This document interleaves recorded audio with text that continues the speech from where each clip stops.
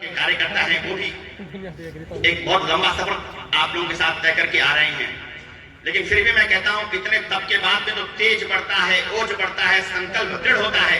इसलिए दोनों हाथ ऊपर उठाइए, मुट्ठी बांधिए और बोलिए हर हर महादेव, हर हर महादेव, हर हर महादेव, वंदे वंदे वंदे भारत माता की। चिरंतन से चला आ रहा है वो सनातन है और वो सनातन ही कालांतर में हिंदू है। इस दृष्टि से यह विषय स्पष्ट होता है कि जिस सनातन धर्म को मानने वाले हम लोग बैठे हैं और जो शौर्य हमें उन लोगों के विरुद्ध करना है, वो लोग भी इस सनातन परंपरा में से निकल करके एक विकृत अंग बन करके निकले हैं।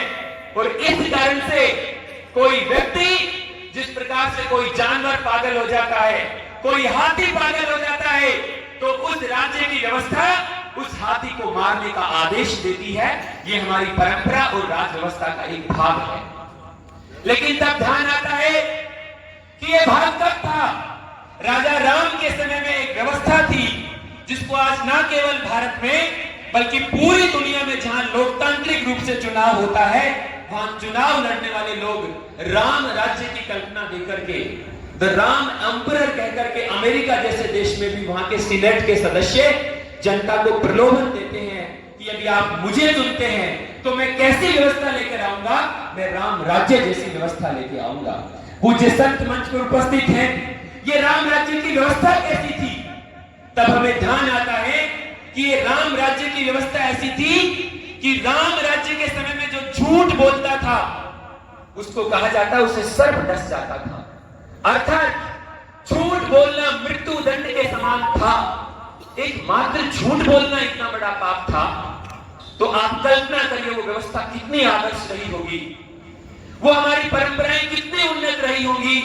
तो फिर क्या वहां मात्र झूठ बोलना मृत्यु दंड था, तो क्या वो भय, भूख, भ्रष्टाचार, अनाचार, अत्याचार और बलात्कार का वहां कोई स्थान रहा होगा? किंचित मात्र भी नहीं रहा होगा। और इसलिए वह राम राज्य इस सनातन संस्कृति की एक आदर्श व्यवस्था थी। लेकिन इस आदर्श व्यवस्था को भोगता हमारा सनातनी समाज एक कालखंड में इतना गिर गया कि महाभारत काल में आते आते उसका विचार कितना गिर गया। मैं पूज्य संतों की उपस्थिति में और इस मंच के सामने भी बहुत सारे व्यक्तित्व ऐसे बैठे हैं जिनका जीवन अध्ययन का, धर्म को जानने का और समाज के अनुभव का मेरी पूरी उम्र के बराबर से ज्यादा है।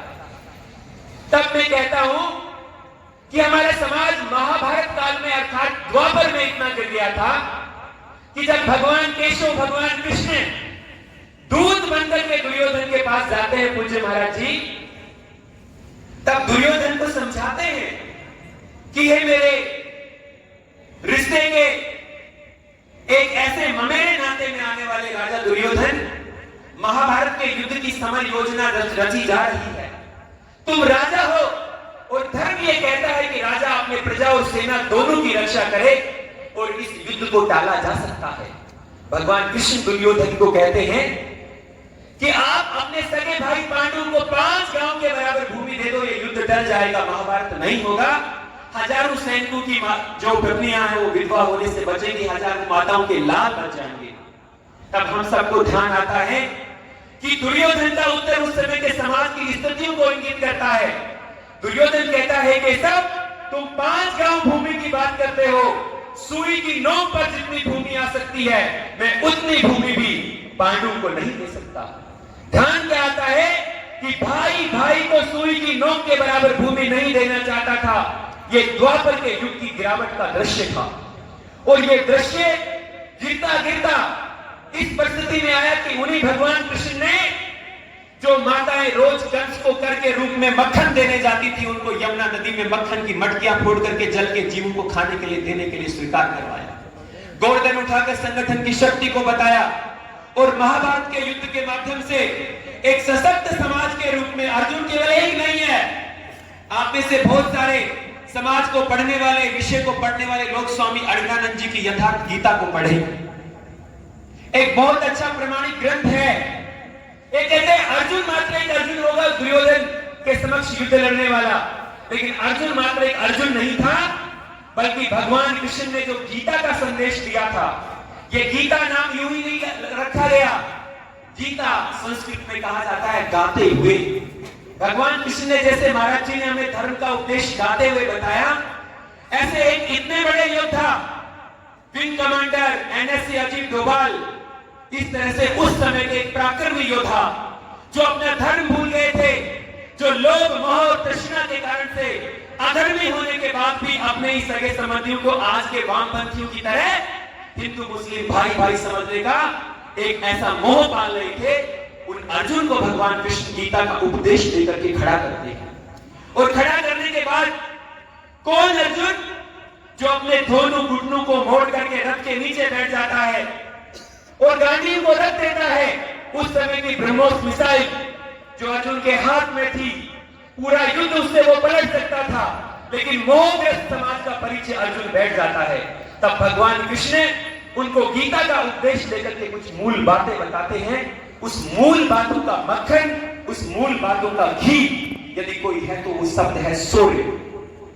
शौर्य और पराक्रम का यह इतिहास था जो घुटने मोड़कर बैठे हुए अपने सबसे बड़े शक्तिशाली धनुष को रखकर बैठे हुए अर्जुन को दुगने उत्साह से खड़ा करता है।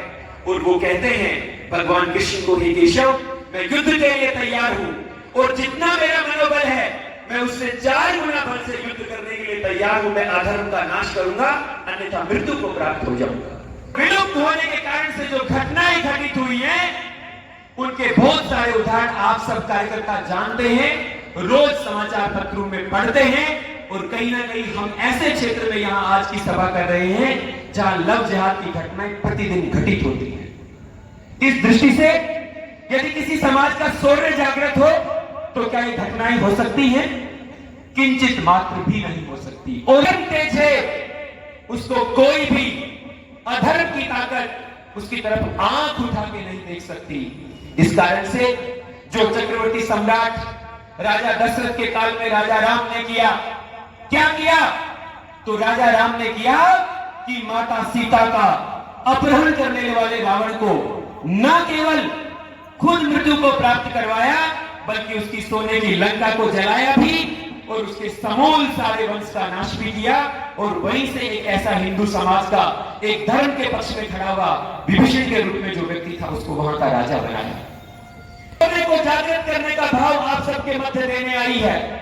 आचार्य चाणक्य ने यह विचार दिया तो लंबे कालखंड तक एक व्यवस्था चली और उसी मगध में एक व्यवस्था थी। आप इतिहास के कुछ पढ़ने वाले लोग यहां हो सकते हैं, मैं आपको प्रमाण के साथ साहित्य पढ़कर बता रहा हूं कि उसी मगध में एक व्यवस्था बनी। उस मगध के प्रवेश द्वार के बाहर इस तरह के एक बड़े पिलर पर एक घंटा लगा होता था और उस घंटे के साथ संकेतांक था, दरबारी को निर्देश था कि रात के 12 बजे भी यदि प्रजा का कोई व्यक्ति आकर इस घंटे को बजाए तो राजा को बाहर आना होगा और प्रजा की समस्या को सुनना होगा। ये आदर्श व्यवस्था का स्थापना आचार्य चाणक्य जी ने उस कालखंड में किया और उसका मूल कारण उस बालक के शौर्य के भाव के कारण से संभव हुआ।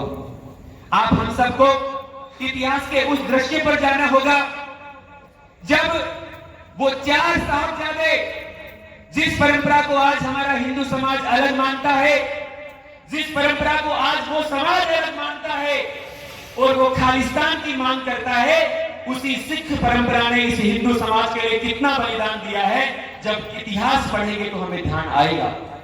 वो 4 पुत्रों में से 2 पुत्र जब दीवार में चुने जा रहे थे, तब जो छोटा भाई है दीवार में पहले चुना गया था, तब वो छोटा भाई एक कल्पना के साथ हंस रहा था और बड़ा भाई रो रहा था। तब छोटा भाई प्रश्न करता है, आप रोते क्यों हो? दीवार में तो मैं चुना जा रहा हूं। आप हम सब के मध्य उस बालक का शौर्य जागृत होना चाहिए। वो बड़े भाई कहते हैं, वो जोरा और फतेह सिंह के संवाद हमें ध्यान दिलाते हैं शौर्य क्या होता है कि ये भाई, यदि आप मेरे से आयु में बड़े होते तो बलिदान होने का पहला अवसर मेरा आता। मेरा ये दुर्भाग्य है कि मैं दीवार में बाद में चुना जाऊंगा।